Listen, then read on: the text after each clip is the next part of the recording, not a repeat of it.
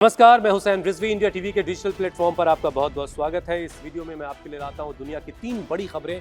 और सबसे पहली बड़ी खबर जाहिर है अमेरिका और ईरान के बीच क्या चल रहा है, इसमें आपकी दिलचस्पी ज़रूर होगी।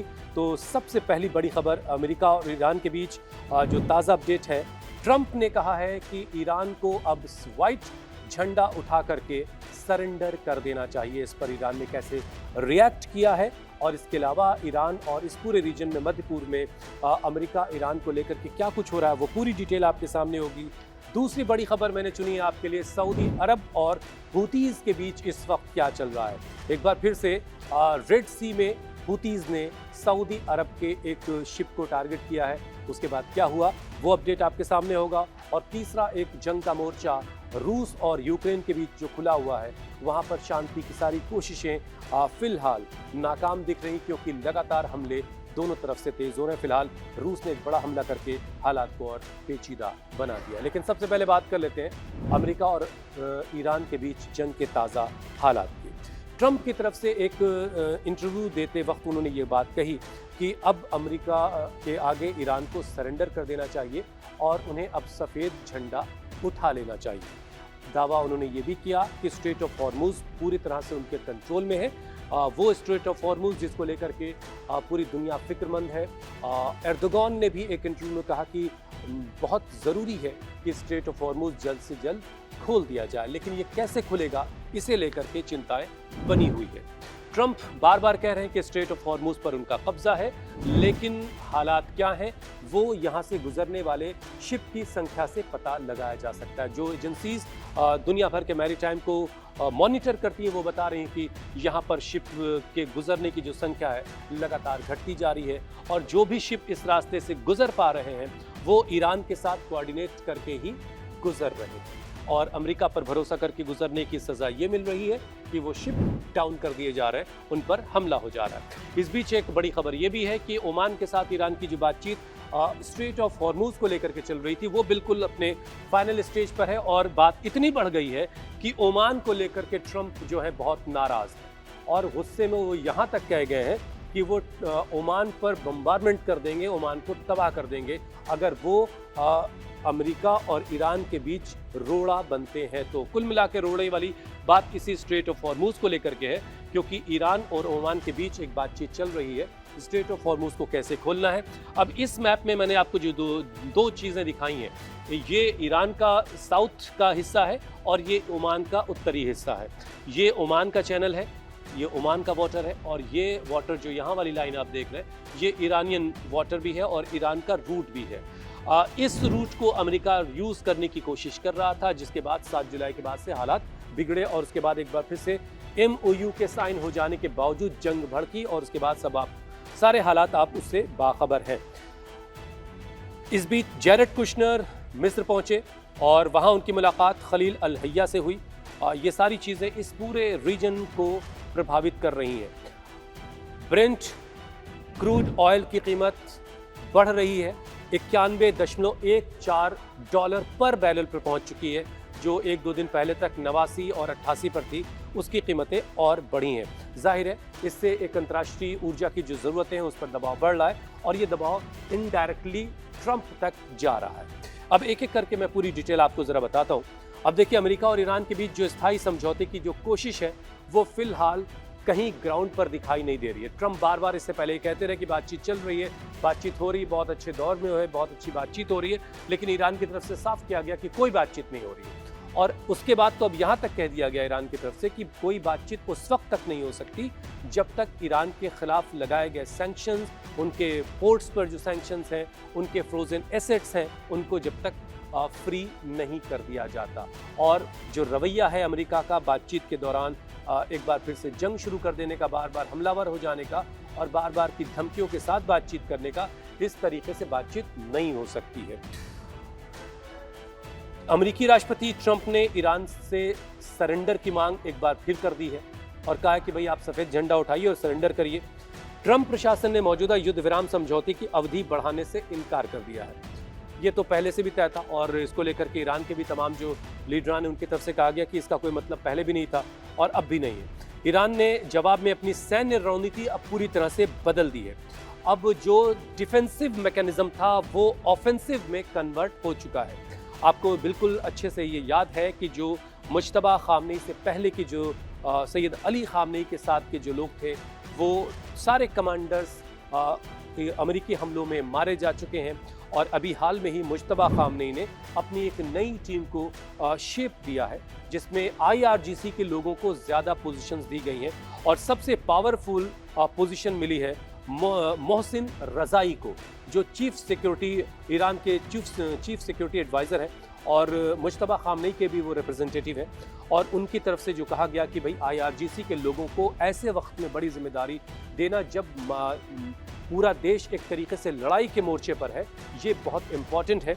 और ऐसे वक्त में ईरान की तरफ से बार बार अमेरिका को चेताया जा रहा है कि किसी भी तरह की गलती का एक बड़ा खामियाजा अमेरिका को भुगतना पड़ेगा। सबसे बड़ा विवाद जाहिर है ये स्ट्रेट ऑफ हॉर्मुज़ है, और इसी इलाके को लेकर के सारी मुश्किल खड़ी हुई है। और ईरान ने अब तो खुलकर कह दिया है कि ये स्ट्रेट ऑफ हॉर्मुज़ उसके पास है, इसका कंट्रोल उसके पास है, तो उसको परमाणु बम की वैसे भी कोई ज़रूरत नहीं है। ईरान का कहना है कि हॉर्मुज़ उसके नियंत्रण में है और इसे खोलने के लिए अमेरिकी नाकेबंदी समेत सारी शर्तों को पूरी तरह से हटाना होगा, और इसी के साथ ही ये हॉर्मुज़ खुल सकता है। ये भी कह दिया गया ईरान की तरफ से कि किसी भी एक्सपोस्ट के ज़रिए स्ट्रेट ऑफ हॉर्मुज़ कंट्रोल नहीं हो सकता, मिलिटरीली नहीं हो सकता, ये भी आप करके देख चुके हैं, और कोई और सूरत नहीं है ईरान को इंगेज किए बगैर आप इस रास्ते को खोल नहीं सकते हैं। ईरान और ओमान इस रास्ते को खोलने को लेकर के आपस में बातचीत कर रहे हैं, और काफ़ी हद तक बातचीत अपने फाइनल स्टेज में है। और इसी बीच जैसा कि मैंने आपको बताया कि ट्रंप ने ओमान को धमकी दी है कि अगर वो ईरान के साथ किसी समझौते तक पहुंचता है अमेरिका को नज़रअंदाज करके, तो वो अमेरिका वहां पर बमबारी कर सकता है। अब जाहिर है हॉर्मुज़ में जो आवाजाही है जहाज़ों की वो सामान्य नहीं है, वो सामान्य से बहुत बहुत बहुत कम है। और इस बीच हमने देखा है कि जो भी जहाज़ ईरान के साथ कोऑर्डिनेट किए बगैर गुजरने की कोशिश जिन्होंने की है, उन पर ईरान ने हमला किया। ये तब है जब पूरा जो साउथ का कोस्टल एरिया है ईरान का, वहाँ पर अमेरिका ने लगातार कई दिनों तक 13-14 रातों तक बमबारी की है। और उससे पहले जब MOU साइन हुआ, उससे पहले भी महीनों इस पूरे रीजन में लगातार अमेरिका जो है बमबारमेंट करता रहा है। उसके बावजूद वहाँ पर जो सारी चीज़ें हैं, एक्सपर्ट्स कह रहे हैं कि बहुत कोई नुकसान अमेरिका ईरान का नहीं कर पाया है। अब देखिए इसका सीधा असर जो है वो तेल की कीमतों पर पड़ रहा है। तेल की जो ब्रेंट क्रूड ऑयल है उसकी कीमत 91.49 पर बैरल पर को पार कर रही है करीब करीब, और जो WTI है उसकी जो कीमत है वो 85.25 डॉलर पर बैरल पर है। अब जाहिर है इसका नतीजा ये है कि जब तक हॉर्मुज़ नहीं खुलेगा पूरे दुनिया पर इसकी वजह से ऊर्जा संकट मंडराता रहेगा, और इसकी वजह से एक प्रेशर ट्रंप के ऊपर भी जाता रहेगा। कुल मिलाकर एक तरीके का प्रेशर टैक्टिक्स चल रही है। अमेरिका ईरान पर प्रेशर टैक्टिक्स अपना रहा है। अब इस रीजन में गल्फ ऑफ ओमान में अगर अमेरिका ने एक नेवल ब्लॉकेड लगा रखा है, तो जाहिर है कि ईरान अपना ऑयल एक्सपोर्ट यहाँ से नहीं कर पा रहा। लेकिन एक तस्वीर जो ईरान की तरफ से जारी की गई थी जिसमें ईरान से रेलवे के ज़रिए के ज़रिए जो है वाया टर्की वो अपना ऑयल एक्सपोर्ट कर रहा है, उसकी तस्वीरें आई थी, और उसके ज़रिए उसने ये दिखाने की कोशिश की थी कि उसके पास वैकल्पिक रास्ते मौजूद हैं। लेकिन दुनिया के बहुत सारे ऐसे देश हैं जिनके सामने इस रास्ते के बंद हो जाने के बाद बहुत मुश्किल खड़ी हुई है, और उसमें एक बहुत बड़ा नाम जापान का आता है जो अमेरिका का एलाई है, और वहाँ पर ऊर्जा संकट बहुत गहरा रहा है। एक और बड़ी खबर इस बीच आई जिसने पूरी दुनिया की नज़र उस खबर की तरफ खींची है, और अमेरिका के एक बड़े अखबार ने इसे रिपोर्ट भी किया कि क्या ईरान जो है वो अब अपनी सरहदों से बाहर निकल के बहरीन में, कतर में, UAE में या कुवैत में किसी खाड़ी के किसी भी देश में क्या अमेरिकी बेसिस पर किसी तरह से ग्राउंड अटैक कर सकता है, क्या ज़मीन पर अपनी फ़ौज उतार सकता है। इस बात को लेकर के बहस तेज़ हो रही है। आपको याद होगा अभी कल मैंने आपको एक अपडेट दिया था जिसमें ईरान की तरफ से एक बात कही गई थी कि ईरानी जो आर्मी चीफ है उनकी तरफ से कि अगर अमेरिकी फोर्सेस के किसी जवान को कोई पकड़ता है या मार देता है या उसे तो ऐसे किसी व्यक्ति को $30,000 का इनाम दिया जाएगा, और अगर कोई फीमेल ईरानी लेडी इसको काम को करती है तो उसे इसका दुगना दिया जाएगा, यानी $60,000 दिए जाएंगे।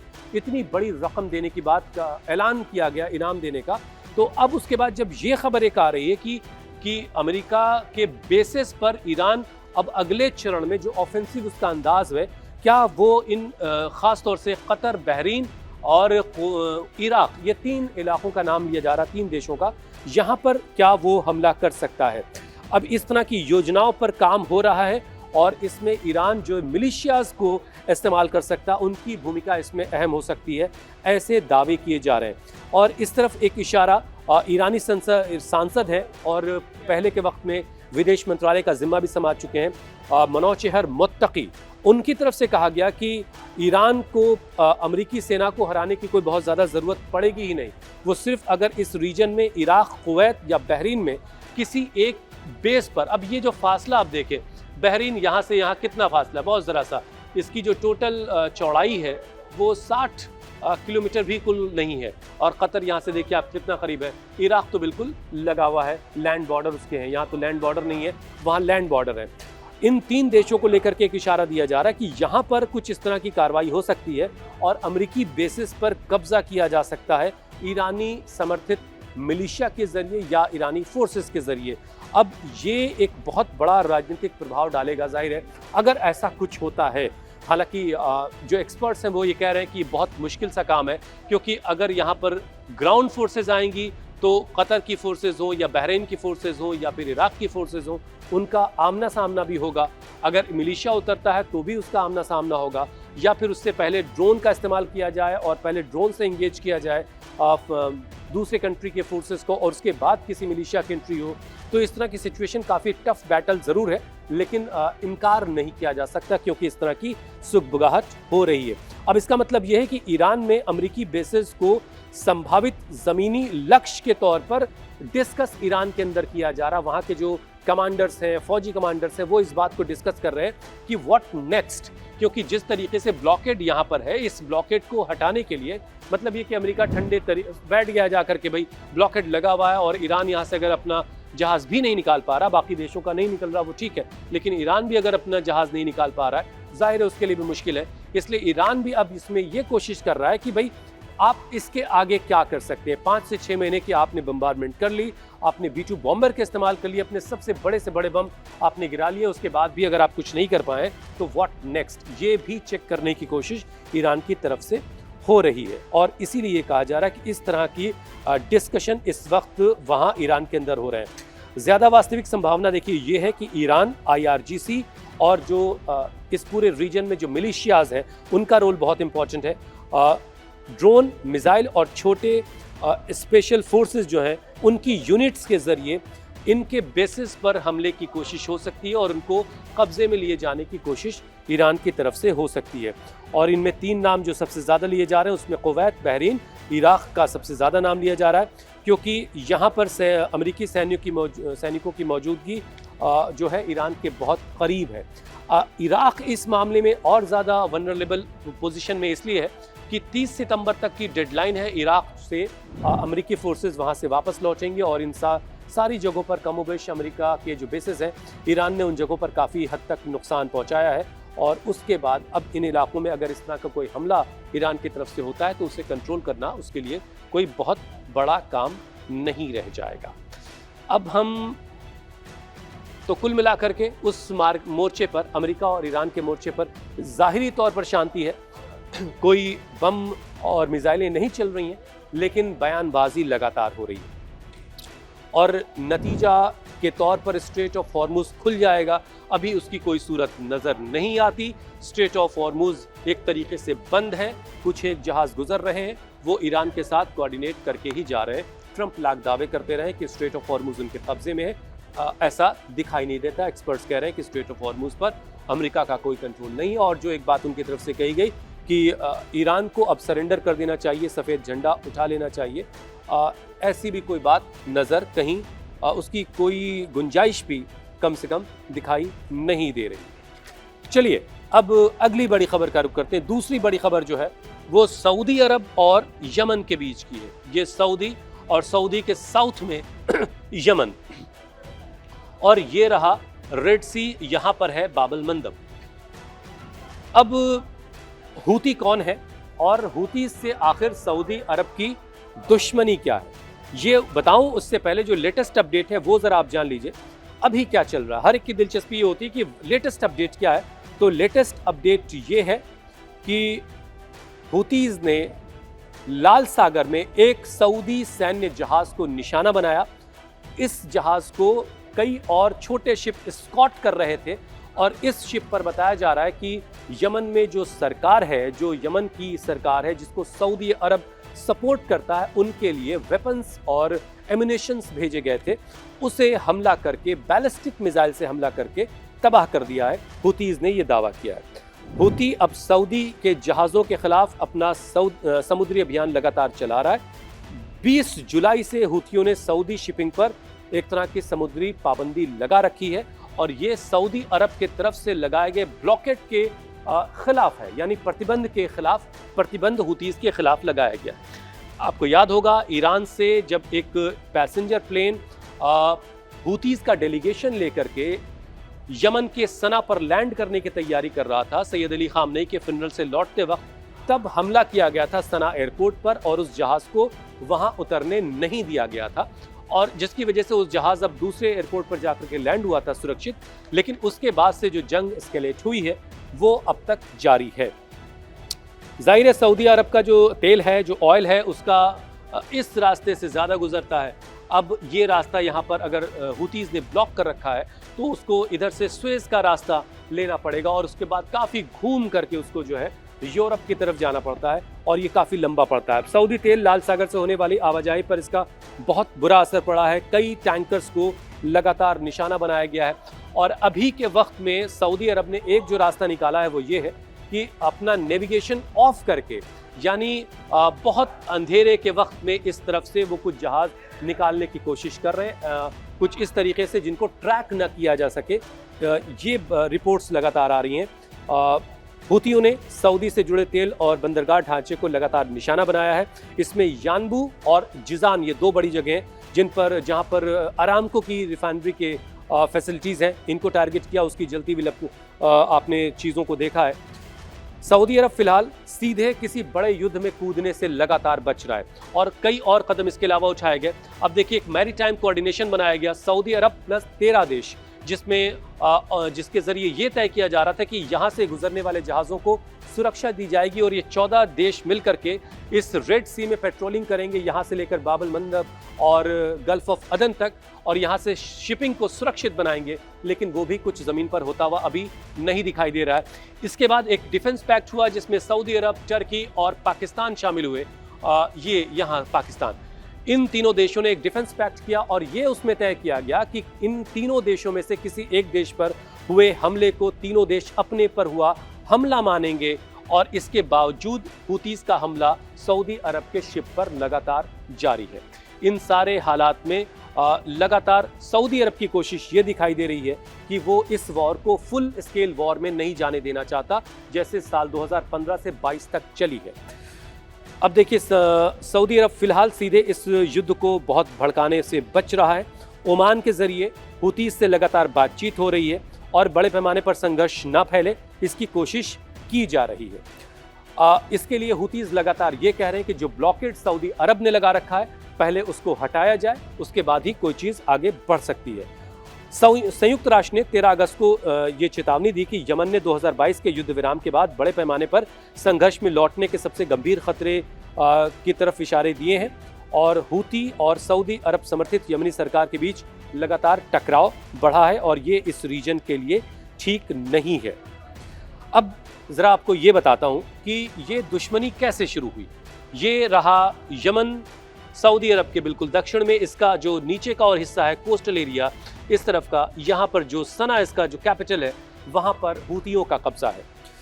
और हूती कौन है? हूती यमन के एक ज़ैदी शिया राजनीतिक आर्म्ड ऑर्गेनाइजेशन है और इनको अंसारुल्लाह के नाम से भी जाना जाता है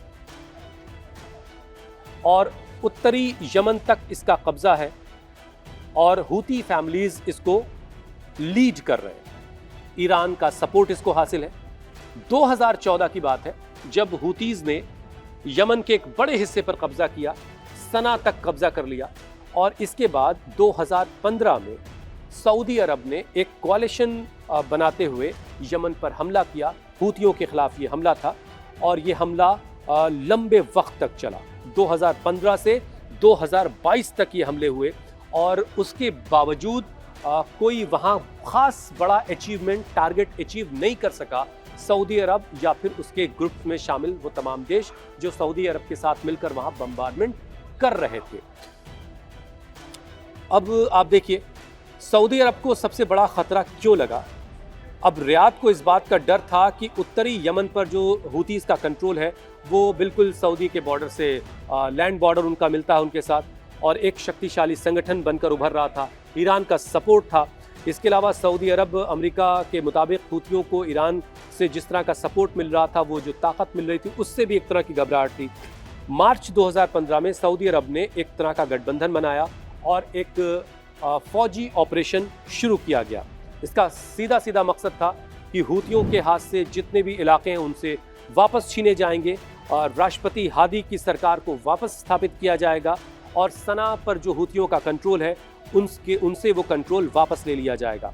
लेकिन ऐसा कोई भी गोल अचीव नहीं हो पाया और फिर 2022 में यूएन के दखल के बाद एक तरह का संघर्ष विराम हुआ और उसके बाद से 2026 तक ये संघर्ष विराम सऊदी अरब और यमन के बीच, हूतीज़ के बीच जारी रहा, अंसारुल्लाह के बीच जारी रहा। लेकिन अब 2026 में जब अमेरिका ईरान की जंग भड़की, उसके बाद ये हालात फिर से बदले हैं और एक बार फिर से इस इलाके में जंग के हालात पैदा हुए। इसमें जो मुख्य कारण है वो भी मैं आपको बताता हूँ। अब देखिए 2026 में इसी साल 28 फरवरी के दिन अमेरिका और इजराइल ने ईरान पर हमला किया और उसकी वजह से इस पूरे इलाके का जो समीकरण बदला। अब ईरान का बहुत करीबी अलाई है हूती और इसीलिए एक इस रास्ते को ब्लॉक करने की कोशिश हूतीज़ की तरफ से की गई ताकि इजराइल पर भी इसका दबाव बनाया जा सके और इसकी वजह से एक इंटरनेशनल प्रेशर क्रिएट किया जा सके। और इसी वजह से हूती इस मोर्चे को पर सक्रिय हो और आपको जैसा कि मैंने बताया कि 13 जुलाई की जो घटना है उसके बाद ही सऊदी और हूतीज़ का जो फ्रंट है वो खुला है। इससे पहले कोई ऐसी बात सऊदी अरब और हूतीज़ के बीच नहीं हो रही थी। जब सऊदी अरब की तरफ से सना एयरपोर्ट पर हमला हुआ उसके बाद से ये फ्रंट खुला है। दूसरी बड़ी वजह इस इलाके में ये दिखाई दे रही है कि सऊदी अरब जो है वो इस पूरे इलाके में अमेरिका की रणनीति का एक अहम पार्टनर है, एक अहम हिस्सा है। इस वजह से भी सऊदी अरब हूतियों के टारगेट पर है। मतलब ये कि यहाँ पर अमेरिका के बेसेस हैं, अमेरिका इन बेसेस को ईरान के खिलाफ इस्तेमाल करता रहा है, जिस पर ईरान भी अटैक करता रहा है। इस वजह से भी सऊदी अरब हूती के निशाने पर। ये दूसरी वजह बड़ी दिखाई देती है। सऊदी अरब ईरान के साथ सीधे युद्ध से बचना चाहता है और लेकिन यमन में अपने पक्ष को कमज़ोर भी नहीं होने देना चाहता। यानी यमन में जो सऊदी अरब की समर्थित सरकार है वो कमज़ोर हो जाए, ये भी सऊदी अरब नहीं चाहता है। तीसरी बड़ी वजह है अब ये पूरा रूट, ये रेड सी और यहाँ पर बाबल मंदब। अब ये रूट जो है सऊदी अरब के तेल के शिपिंग का सबसे मुख्य रास्ता है, लाल सागर और बाबल मंदब, और यहीं से होते हुए उसका तेल जो है दुनिया भर के बाज़ारों तक जाता है। अब जाहिर है हूतीज़ ने हाल के वक्त में इस इलाके में हमले बढ़ा दिए हैं और ब्लॉकेट के अगेंस्ट में एक तरह का ब्लॉकेट लगा दिया और साफ तौर पर कहा है कि सऊदी अरब का कोई भी जहाज़ यहाँ से नहीं गुजर सकता और इसकी वजह से एक मुश्किल सऊदी अरब के लिए खड़ी हो गई है। अब सवाल ये है कि ओमान के ज़रिए जो बातचीत चल रही है वो कितनी कामयाब होगी, वो आने वाला वक्त बताएगा। लेकिन इस पूरे रीजन में जो सबसे बड़ी मुश्किल खड़ी हुई है वो खड़ी हुई, उसका रूट कॉज फ़लस्तीन है, जिसको लेकर के अमेरिका के निशाने पर ईरान आया, अमेरिका और इजराइल के निशाने पर, और फिर अमेरिका के सारे बेसेस ईरान के टारगेट पर आए और उसमें कई सारे फ्रंट खुलते चले गए। इस रीजन में जितने भी बेसेस हैं अमेरिका के वो ईरान के निशाने पर रहे और उसी की एक कड़ी के तौर पर यह फ्रंट खुल गया जिसमें सऊदी अरब और हूतीज़ अब आपस में आमने सामने हैं। हूतीज़ ने लगातार इस इलाके को ब्लॉक कर रखा है, तो सऊदी अरब कोशिश कर रहा है कि ये जंग फुल स्केल वॉर की तरफ ना चली जाए। और इसी कड़ी में मैरीटाइम कोऑर्डिनेशन और 3 देशों का डिफेंस पैक्ट मक्का डील जिसे कहा जा रहा वो हुई है, लेकिन इनके ग्राउंड पर नतीजे कब तक दिखाई देंगे ये आने वाला वक्त बताएगा। तीसरी बड़ी खबर रूस और यूक्रेन के जंग से जुड़ी हुई। रूस यूक्रेन जंग खत्म करवाने के लिए अमेरिका की मध्यस्थता लगातार जारी है, लेकिन युद्ध विराम कब और कैसे हो पाएगा ये कहना अभी बिल्कुल मुश्किल है, क्योंकि लगातार जंग भड़क रही है। पिछले हफ्ते रूस ने यूक्रेन के ऊर्जा ढांचों पर हवाई हमले तेज किए।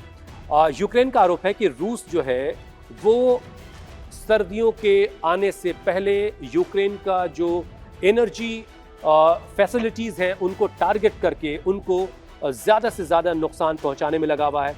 यूक्रेन के मुताबिक रूस ने नेफ्टोगाज की जो अलग अलग फैसिलिटीज़ हैं उस पर 13 बार हमले किए हैं।